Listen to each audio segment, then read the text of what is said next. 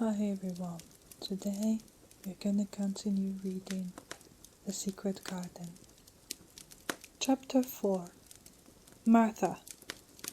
When she opened her eyes in the morning, it was because a young housemaid had come into her room to light the fire and was kneeling on the hearth rug, raking out the cinders noisily. Mary lay and watched her for a few moments, and then began to look about the room. She had never seen a room at all like it, and thought it curious and gloomy. The walls were covered with tapestry, with a forest scene embroidered on it. There were fantastically dressed people under the trees, and in the distance there was a glimpse of the turrets of a castle. There were hunters and horses and dogs and ladies. Mary felt as if she were in the forest with them. Out of a deep window she could see a great climbing stretch of land which seemed to have no trees on it, and to look rather like an endless, dull, purplish sea. "What is that?" she said, pointing out of the window. Martha, the young housemaid, who had just risen to her feet, looked and pointed also. "That there?" she said. "Yes, that's the moor," with a good-natured grin. "Does that like it?" "No," answered Mary. "I hate it." "That's because that's not used to it," Martha said, going back to her hearth. "That thing's it's too big and bare now, but I really like it." "Do you?" inquired Mary.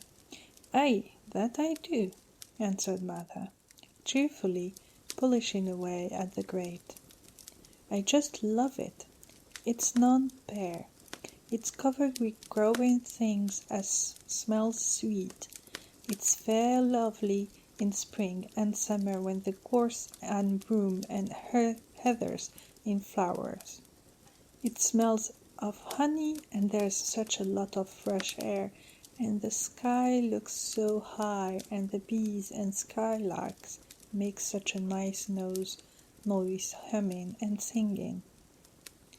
Hey, I wouldn't live away from the moor for anything." Mary listened to her with a grave, puzzled expression.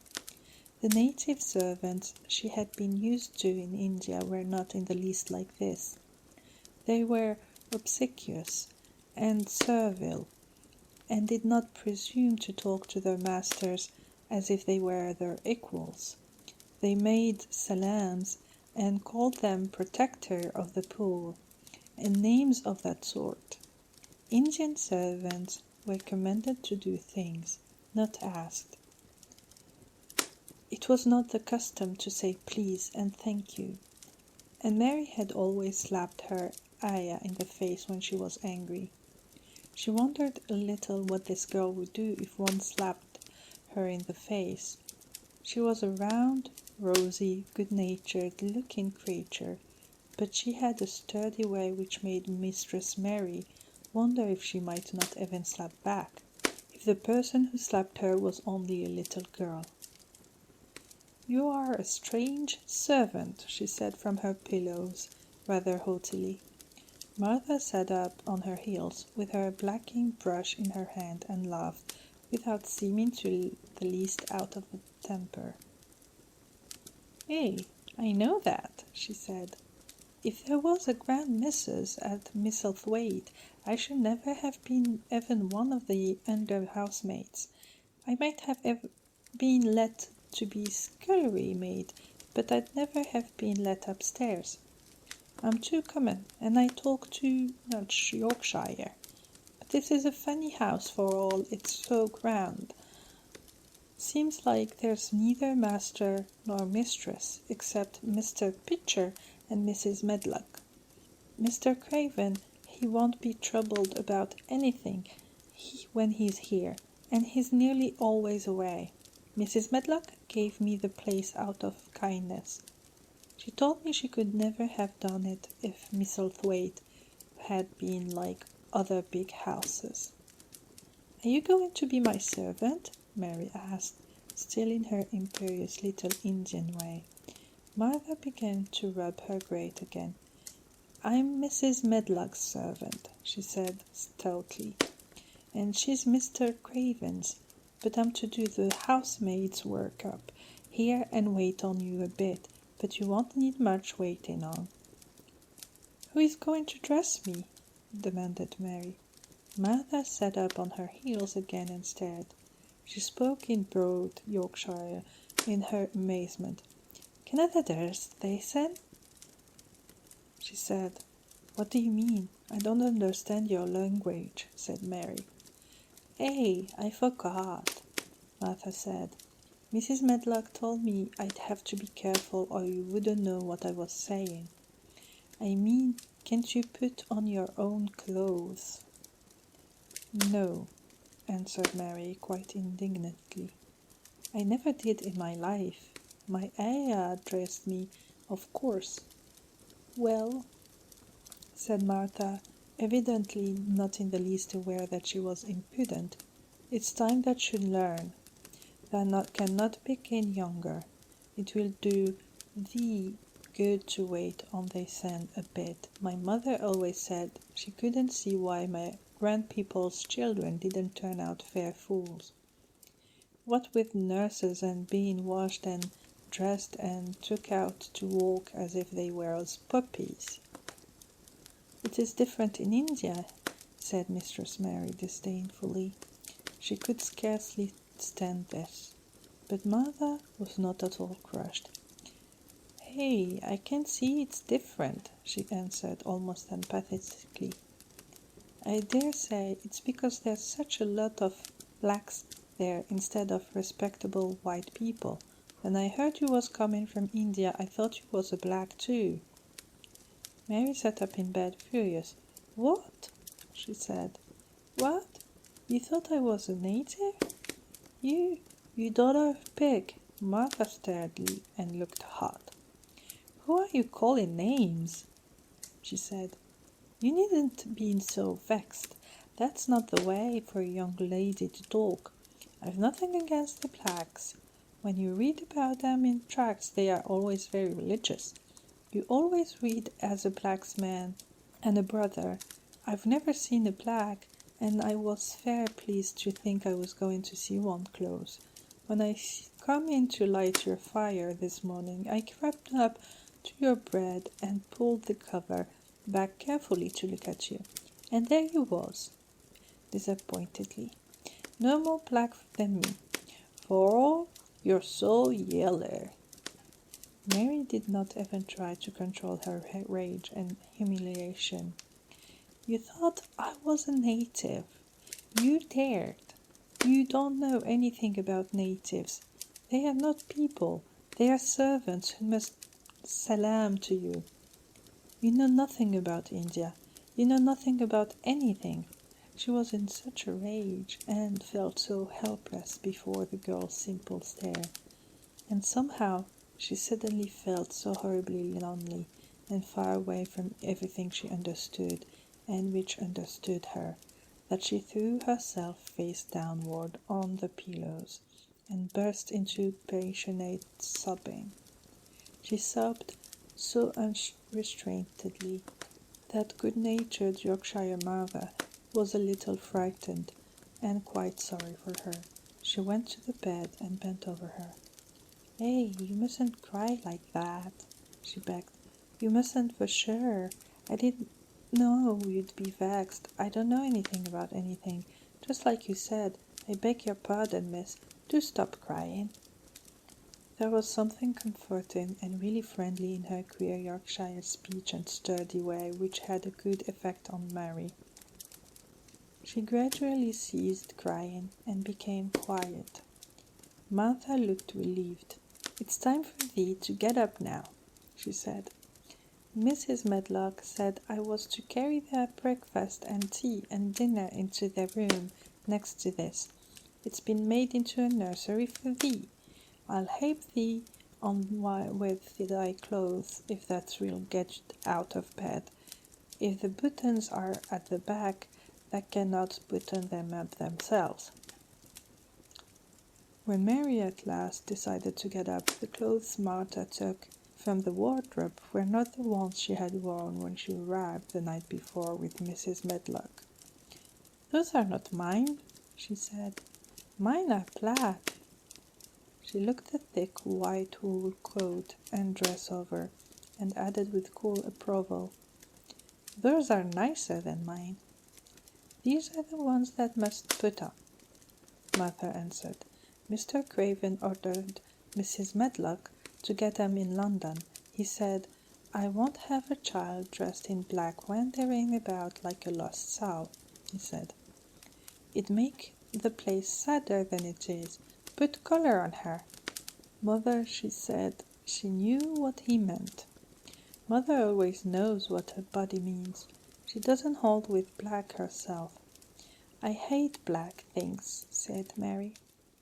The dressing process was one which taught them both something. Martha had buttoned up her little sisters and brothers, but she had never seen a child who stood still and waited for another person to do things for her, as if she had neither hands nor feet of her own. "Why doesn't they put on their own shoes?" she said when Mary quietly held out her food. "My ayah did it," answered Mary, staring. "It was the custom."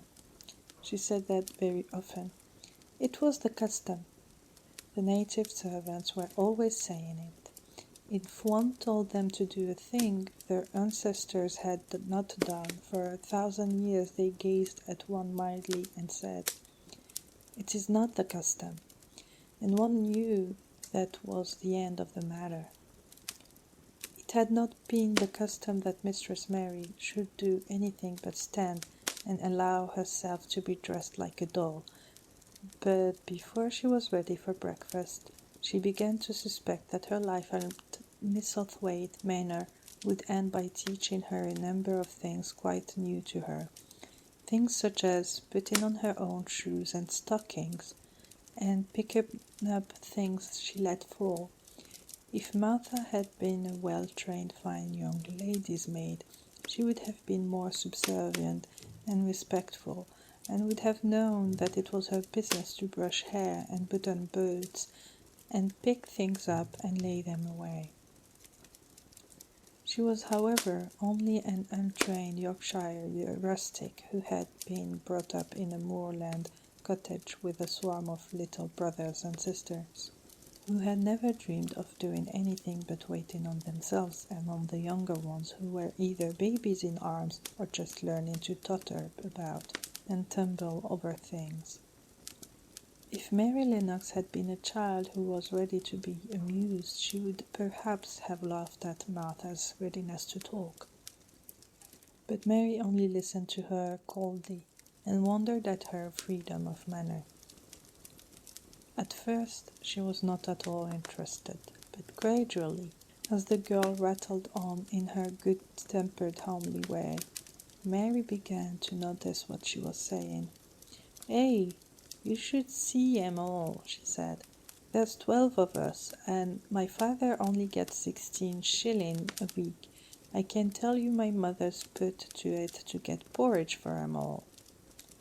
They tumble about on the moor and play there all day, and mother says the air of the moor fattens 'em. She says she believes they eat the grass the same as the wild ponies do. Our Dickon, he's 12 years old, and he's got a young pony he calls his own." "Where did he get it?" asked Mary. "He found it on the moor with its mother when it was a little one, and he began to make friends with it and give it bits of bread and pluck young grass for it. And it got to like him, so it follows him about, and it lets him get on its back. Dickon's a kind lad, and animals likes him." Mary had never possessed an animal pet of her own, and had always thought she would like one, so she began to feel a slight interest in Dickon, and as she had never before been interested in anyone but herself, It was the dawning of a healthy sentiment. When she went into the room, which had been made into a nursery for her, she found that it was rather like the one she had slept in. It was not a child's room, but a grown-up person's room, with gloomy old pictures on the wall and heavy old oak chairs. The table in the center was set with a good substantial breakfast, but she had always had a very small appetite, and she looked with something more than indifference. At the first plate, Martha sat up before her. "I don't want it," she said. "Thou doesn't want thy porridge?" Martha exclaimed incredulously. "No. Thou doesn't know how good it is. Put a bit o' treacle on it, or a bit o' sugar." "I don't want it," repeated Mary. "Hey," said Martha, "I can't abide to see good victuals go to waste. If our children was at this table, they'd clean it bare in 5 minutes." "Why?" said Mary coldly. "Why?" echoed Martha. "Because they scarce ever had their stomachs full in their lives. They are as hungry as young hawks and foxes." "I don't know what it is to be hungry," said Mary with the indifference of ignorance. Martha looked indignant. "Well, it would do thee good to try it. I can see that plain enough," she said outspokenly. "I've no patience with folk as sits and just stares at good bread and meat. My word, don't I wish Dickon and Phil and Jane and the rest of them had what's here under their pinafores." "Why don't you take it to them?" suggested Mary. "It's not mine," answered Martha stoutly, "and this isn't my day out. I get my day out once a month, same as the rest. Then I go home and clean up for Mother and give her a day's rest." Mary drank some tea and ate a little toast and some marmalade. "You wrap up warm and run out and play," said Martha. "It will do you good and give you some stomach for your meat." Mary went to the window. There were gardens and paths and big trees, but everything looked dull and wintry. "Out? Why should I go out on a day like this?" "Well, if that doesn't go out, that will have to stay in, and what has that got to do?" Mary glanced about her. There was nothing to do. When Mrs. Medlock had prepared the nursery, she had not thought of amusement. Perhaps it would be better to go and see what the gardens were like. "Who will go with me?" she inquired. Martha stared. "You'll go by yourself," she answered. "You'll have to learn to play like other children does when they haven't got sisters and brothers. Our Dickon goes off on the moor by himself and play for hours. That's how he made friends with the pony. He's got sheep on the moor that knows him, and birds as comes and eats out of his hands. However little there is to eat, he always saves a bit of his bread to coax his pets." It was really this mention of Dickon which made Mary decide to go out, though she was not aware of it. There would be birds outside, though there would not be ponies or sheep. They would be different from the birds in India, and it might amuse her to look at them. Martha found her coat and hat for her, and a pair of stout little boots. She showed her way downstairs. "If that goes round that way, they'll come to the gardens," she said, pointing to a gate in a wall of shrubbery. "There's lots of flowers in summertime, but there's nothing blooming now." She seemed to hesitate a second before she added, "One of the gardens is locked up. No one has been in it for 10 years. "Why?" asked Mary. In spite of herself, here was another locked door added to the 100 in the strange house. Mr. Craven had it shut when his wife died so sudden. He won't let no one go inside. It was her garden. He locked the door and dug a hole and buried the key. There's Mrs. Medlock's bell ringing. I must run. After she was gone, Mary turned down the walk which led to the door in the shrubbery. She could not help thinking about the garden which no one had been into for 10 years. She wondered what it would look like and whether there were any flowers still alive in it. When she had passed through the shrubbery gate, she found herself in great gardens, with wide lawns and winding walks with clipped borders. There were trees and flower beds and evergreens clipped into strange shapes, and a large pool with an old grey fountain in its midst. But the flower beds were bare and wintry, and the fountain was not playing. This was not the garden which was shut up. How could the garden be shut up?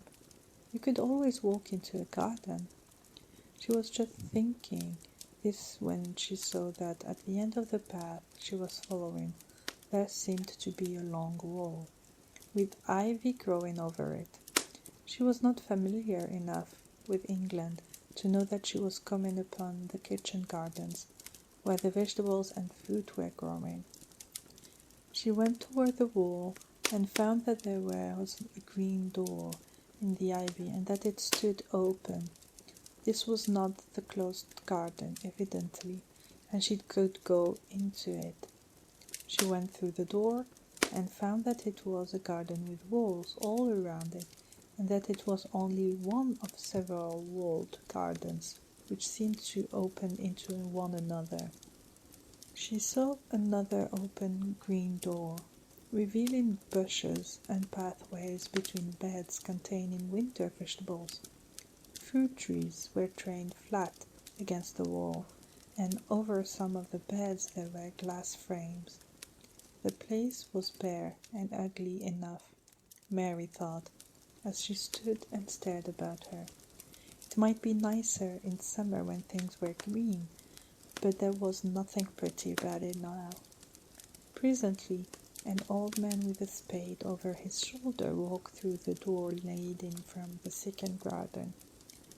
He looked startled when he saw Mary, and then touched his cap.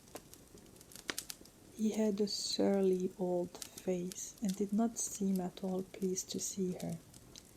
But then she was displeased with his garden, and wore her quite contrary expression, and certainly did not seem at all pleased to see him.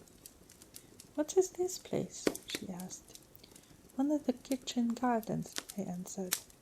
"What is that?" said Mary, pointing through the other green door. "Another of them," shortly. "There's another side the other wall, and there's the orchard to the other side of that." "Can I go in them?" asked Mary. "If thou likes, but there's not to see." Mary made no response. She went down the path and through the second green door. There she found more walls and winter vegetables and glass frames, but in the second wall there was another green door, and it was not open. Perhaps it led into the garden which no one had seen for 10 years. As she was not at all a timid child and always did what she wanted to do, Mary went to the green door and turned the handle. She hoped the door would not open because she wanted to be sure she had found the mysterious garden. But it did open, quite easily, and she walked through it and found herself in an orchard. There were walls all around it also, and trees trained against them, and there were bare fruit trees growing in the winter brown grass, but there was no green door to be seen anywhere. Mary looked for it, and yet when she had entered the upper end of the garden she had noticed that the wall did not seem to end with the orchard, but to extend beyond it, as if it enclosed the place at the other side.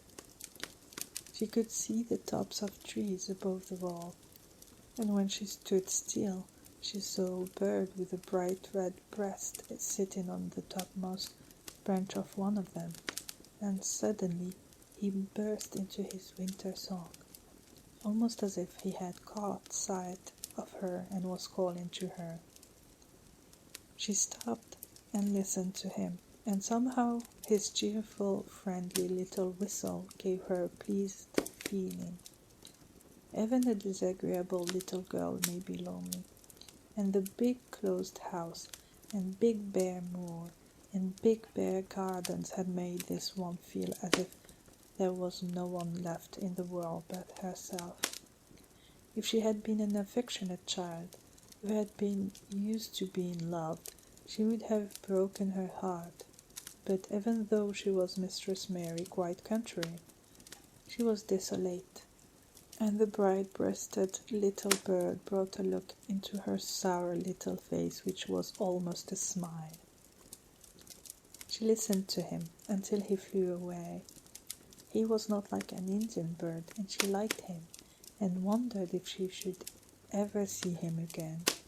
Perhaps he lived in the mysterious garden and knew all about it. Perhaps it was because she had nothing whatever to do that she thought so much of the deserted garden. She was curious about it and wanted to see what it was like. Why had Mr. Archibald Craven buried the key? If he had liked his wife so much, why did he hate her garden?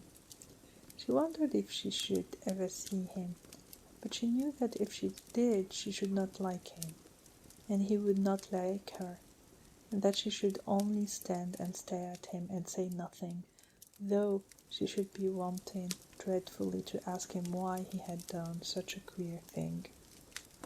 People never like me, and I never like people, she thought. And I never talk as the Crawford children could. They were always talking and laughing and making noises. She thought of the robin, and of the way he seemed to sing his song at her, and as she remembered the treetop he perched on, they stopped rather suddenly on the path. I believe that tree was in the secret garden. I feel sure it was, she said. There was a wall round the place, and there was no door. She walked back into the first kitchen garden she had entered, and found the old man digging there. She went and stood beside him and watched him a few moments in her cold little way. He took no notice of her, and so at last she spoke to him. "I have been into the other gardens," she said. "There was nothing to prevent thee," he answered crustily. "I went into the orchard." "There was no dog at the door to bite thee," he answered. "There was no door there into the other garden," said Mary. "What garden?" he said in a rough voice, stopping his digging for a moment. "The one on the other side of the wall," answered Mistress Mary. "There are trees there. I saw the tops of them. A bird with a red breast was sitting on one of them, and he sang." To her surprise, the surly old weather-beaten face actually changed its expression. A slow smile spread over it, and the gardener looked quite different. It made her think that it was curious how much nicer a person looked when he smiled. She had not thought of it before. He turned about to the orchard side of his garden and began to whistle, a low, soft whistle. She could not understand how such a surly man could make such a crackling sound. Almost the next moment a wonderful thing happened. She heard a soft little rushing flight through the air, and it was the bird with the red breast flying to them. And he actually alighted on the big clod of earth quite near to the garden's foot. "Here he is," chuckled the old man, and then he spoke to the bird as if he were speaking to a child. "Where hast thou been, thou cheeky little beggar?" he said. I've not seen thee before today. Hast thou begun the courting this early in the season? That too for it. The bird put his tiny head on one side and looked up at him with his soft, bright eye, which was like a black dewdrop. He seemed quite familiar, and not the least afraid. He hopped about and pecked the earth briskly, looking for seeds and insects. It actually gave Mary a queer feeling in her heart, because he was so pretty and cheerful and seemed so like a person. He had a tiny plump body and a delicate beak and slender delicate legs. "Will he always come when you call him?" she asked almost in a whisper. "Aye, that he will. I've known him ever since he was a fledgling. He come out of the nest in the other garden, and when first he flew over the wall, he was too weak to fly back for a few days, and we got friendly. When he went over the wall again, the rest of the brood was gone and he was lonely, and he came back to me." "What kind of a bird is he?" Mary asked. "Doesn't thou know? He's a robin redbreast, and they are the friendliest, curiousest birds alive. They are almost as friendly as dogs, and if you know how to get on with them. Watch him pecking about there and looking around at us now and again. He knows we are talking about him." It was the queerest thing in the world to see the old fellow. He looked at the plump little scarlet waistcoated bird as if he were both proud and fond of him. "He's a conceited one," he chuckled.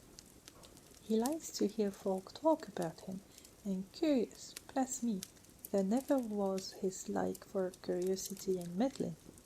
He's always coming to see what I'm planting. He knows all things Master Craven never troubles hisself to find out. He's the head gardener, his." The robin hopped about busily, pecking the soil, and now and then stopped and looked at them a little. Mary thought his black dewdrop eyes gazed at her with great curiosity. It really seemed as if he were finding out all about her. The queer feeling in her heart increased. "Where did the rest of the brood fly to?" she asked. "There's no knowing. The old ones turn out of the nest and make 'em fly, and they are scattered before you know it. This one was a knowing one, and he knew he was lonely." Mistress Mary went a step nearer to the robin and looked at him very hard. "I'm lonely," she said. She had not known before that this was one of the things which made her feel sour and cross.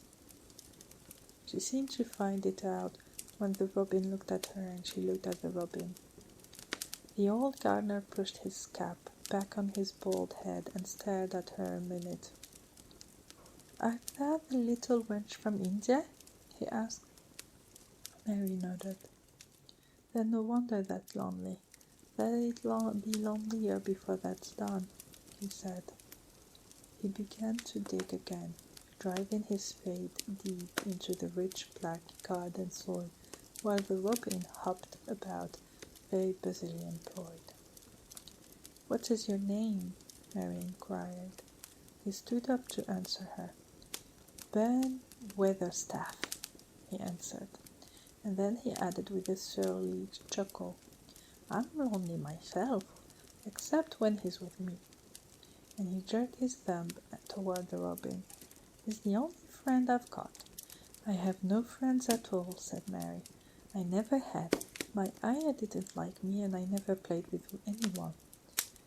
It is a Yorkshire habit to say what you think with blunt frankness, and old Ben Weatherstaff was a Yorkshire moorman.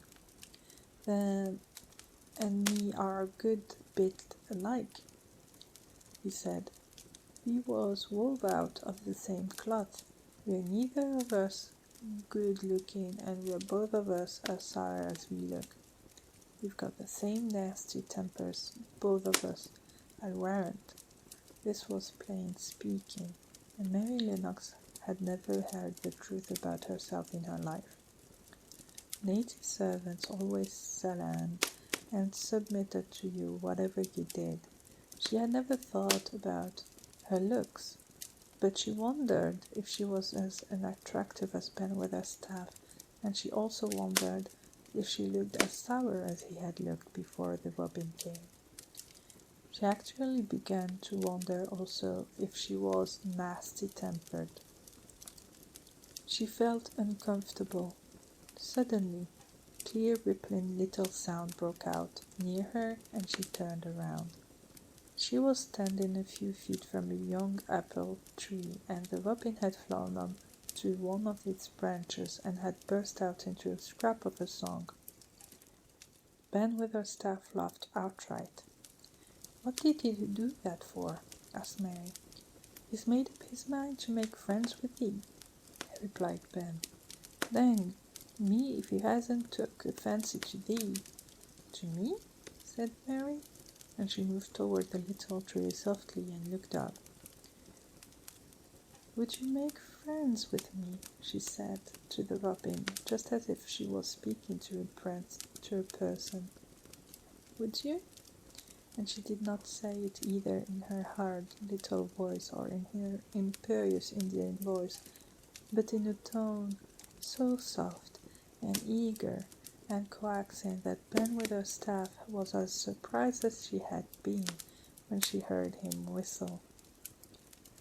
"Why," he cried out, "that said that as nice and human as if that was a real child instead of a sharp old woman. That said it almost like Dickon talks to his wild things on the moor." "Do you know Dickon?" Mary asked, turning round rather in a hurry. "Everybody knows him. Dickon's wandering about everywhere. That very blackberries and heather bells knows him. I warrant the foxes shows him where their cubs lies, and the skylarks doesn't hide their nests from him." Mary would have liked to ask some more questions. She was almost as curious about Dickon as she was about the deserted garden.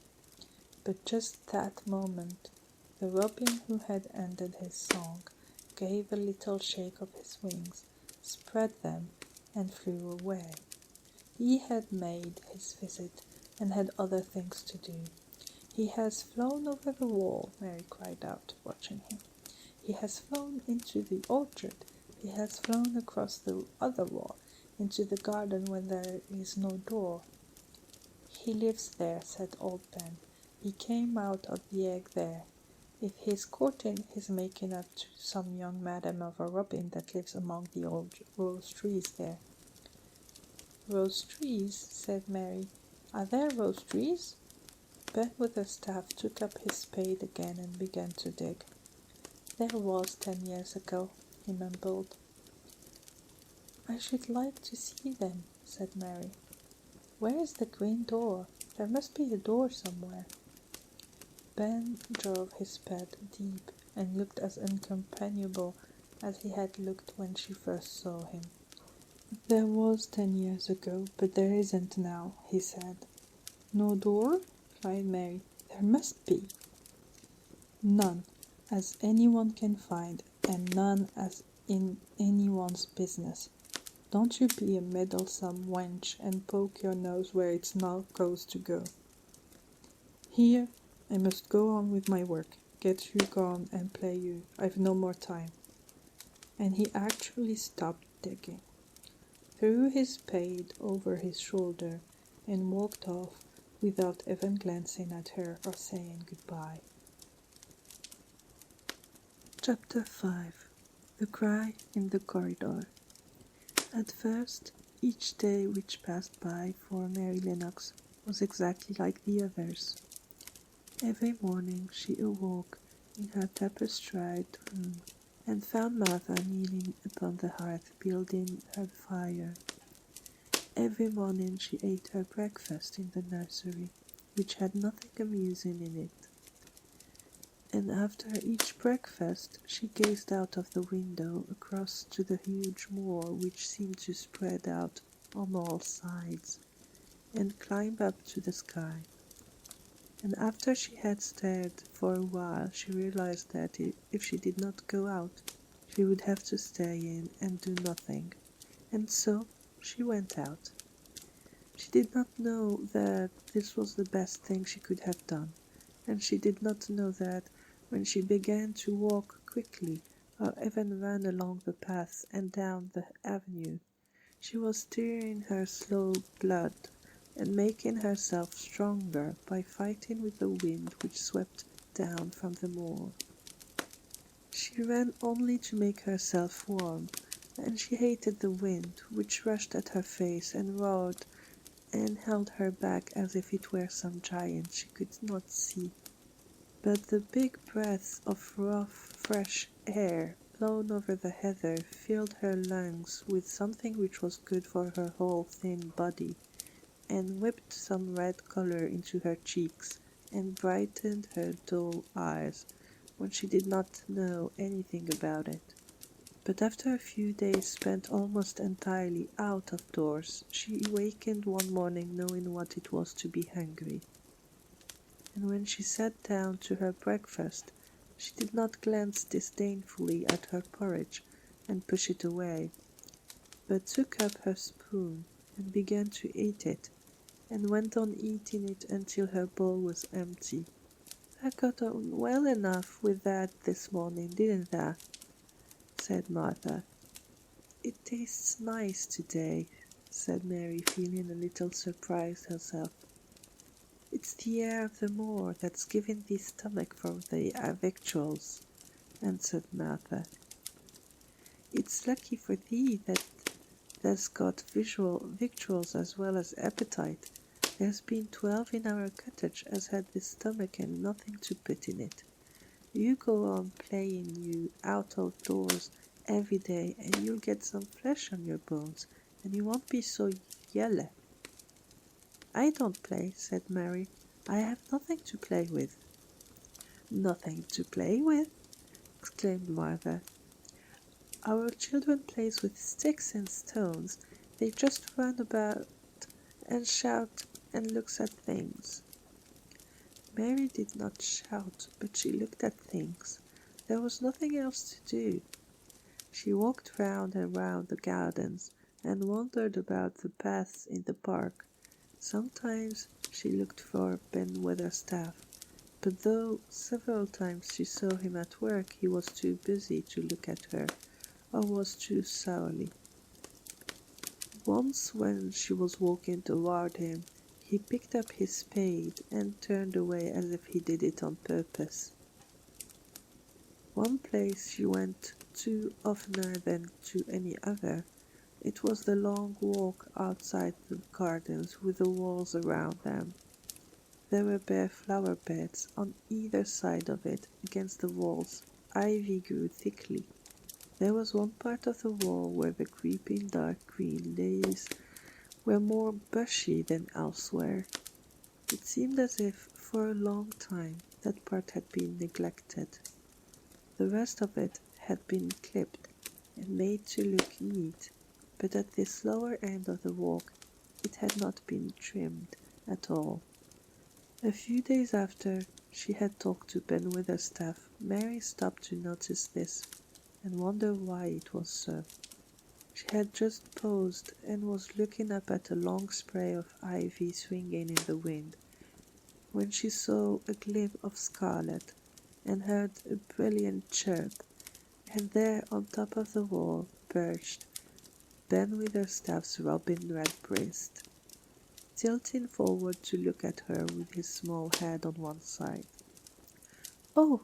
she cried out, "is it you? Is it you?" And it did not seem at all queer to her that she spoke to him as if she was sure that he would understand and answer her. He did answer. He twittered and chirped and hopped along the wall as if he were telling her all sorts of things. It seemed to Mistress Mary as if she understood him too, though he was not speaking in words. It was as if he said, "Good morning. Isn't the wind nice? Isn't the sun nice? Isn't everything nice? Let us both chirp and hop and twitter. Come on, come on." Mary began to laugh, and as he hopped and took little flights along the wall, she ran after him. Poor little thin, sallow, ugly Mary. She actually looked almost pretty for a moment. "I like you, I like you," she cried out, pattering down the walk, and she chirped and tried to whistle, which last she did not know how to do in the least. But the robin seemed to be quite satisfied, and chirped and whistled back at her. At last he spread his wings and made a darting flight to the top of the tree, where he perched and sang loudly. That reminded Mary of the first time she had seen him. He had been swinging on a treetop then, and she had been standing in the orchard. Now she was on the other side of the orchard and standing in the path outside the wall, much lower down, and there was the same tree inside. "It's in the garden no one can go into," she said to herself. "It's the garden without a door. He lives in there. How I wish I could see what it is like." She ran up to the walk to the green door she had entered the first morning. Then she ran down the path through the other door and then into the orchard. And when she stood and looked up, there was the tree on the other side of the wall, and there was the robin just finishing his song and beginning to preen his feathers with his beak. "It is the garden," she said. "I'm sure it is." She walked round and looked closely at the side of the orchard wall, but she only found what she had found before, that there was no door in it. Then she ran through the kitchen gardens again and out into the walk outside the long ivy-covered wall, and she walked to the end of it and looked at it, but there was no door, and then she walked to the other end looking again, but there was no door. "It's very queer," she said. "Ben Witherstaff said there was no door, and there is no door. But there must have been one 10 years ago, because Mr. Craven buried the key." This gave her so much to think of that she began to be quite interested, and feel that she was not sorry that she had come to Misselthwaite Manor. In India she had always felt hot and too languid to care much about anything. The fact was that the fresh wind from the moor had begun to blow the cobwebs out of her young brain and to waken her up a little. She stayed out of doors nearly all day, and when she sat down to her supper at night, she felt hungry and drowsy and comfortable. She did not feel cross when Martha chattered away. She felt as if she had rather liked to hear her. And at last she thought she would ask her a question.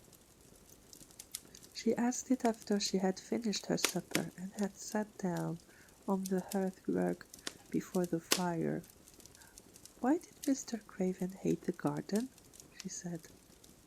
She had made Martha stay with her, and Martha had not objected at all.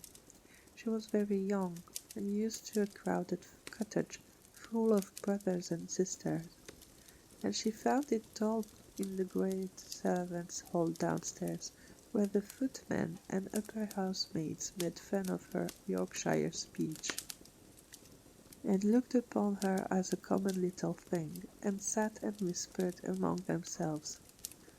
Martha liked to talk, and the strange child who had lived in India and been waited upon by blacks was novelty enough to attract her. She sat down on the hearth herself without waiting to be asked. "Are they thinking about that garden yet?" she said. "I knew they would. That was just the way with me when I first heard about it." "Why did he hate it?" Mary persisted. Martha tucked her feet under her and made herself quite comfortable. "Listen to the wind withering around the house," she said. "You could bear stand up on the moor if you was out on it tonight." Mary did not know what withering meant until she listened, and then she understood. It must mean that hollow, shuddering sort of roar, which rushed around and round the house as if the giant no one could see were buffeting it and beating at the walls and windows to try to break in. But one knew he could not get in, and somehow it made one feel very safe and warm inside a room with a red coal fire. "But why did he hate it so?" she asked after she had listened. She intended to know if Martha did. Then Martha gave up her store of knowledge. "Mind," she said. "Mrs. Medlock said it's not to be talked about. There's lots of things in this place that's not to be talked over. That's Mr. Craven's orders. His troubles are non-servants' business, he says. But for the garden he wouldn't be like he is. It was Mrs. Craven's garden that she had made when first they were married, and she just loved it. And they used to tend the flowers themselves, and none of the gardeners was ever let to go in. Him and her used to go in and shut the door and stay there hours and hours reading and talking. And she was just a bit of a girl, and there was an old tree with a branch bent like a seat on it. And she made roses grow over it, and she used to sit there. But one day when she was sitting there, the branch broke and she fell on the ground, and was hurt so bad that next day she died. The doctors thought he'd go out of his mind and die too. That's why he hates it. No one's never gone in since, and he won't let anyone talk about it." Mary did not ask more questions. She looked at the red fire and listened to the wind wuthering. It seemed to be wuthering louder than ever. At that moment a very good thing was happening to her. 4 good things had happened to her, in fact, since she came to Misselthwaite Manor. She had felt as if she had understood a robin, and that he had understood her. She had run in the wind until her blood had grown warm. She had been healthily hungry for the first time in her life, and she had found out what it was to be sorry for someone. She was getting on. But as she was listening to the wind, she began to listen to something else. She did not know what it was, because at first she could scarcely distinguish it from the wind itself. It was a curious sound. It seemed almost as if a child were crying somewhere. Sometimes the wind sounded rather like a child crying, but presently Mistress Mary felt quite sure that this sound was inside the house, not outside it. It was far away, but it was inside. She turned round and looked at Martha. "Do you hear anyone crying?" she said. Martha suddenly looked confused. "No," she answered. "It's the wind. Sometimes it sounds like as if someone was lost on the moor and wailing. It's got all sorts of sounds." "But listen," said Mary. "It's in the house, down one of those long corridors." And at that very moment a door must have been opened somewhere downstairs, for a great rushing draught blew along the passage, and the door of the room they sat in was blown open with a crash.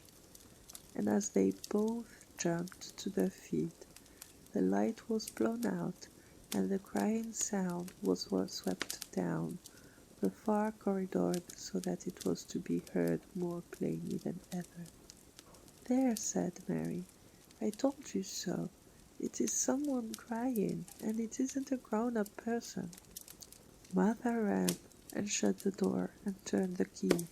But before she did it, they both heard the sound of a door in some far passage shut in with a bang, and then everything was quiet, for even the wind ceased wuthering for a few moments. "It was the wind," said Martha stubbornly, "and if it wasn't, it was little Betty Butterworth, the scullery maid. She's had the toothache all day." But something troubled and awkward in her manner made Mistress Mary stare very hard at her. She did not believe she was speaking the truth. Thank you for listening to today's reading. I wish you a good night or a good day, and I hope we meet again next time. Until next time, goodbye.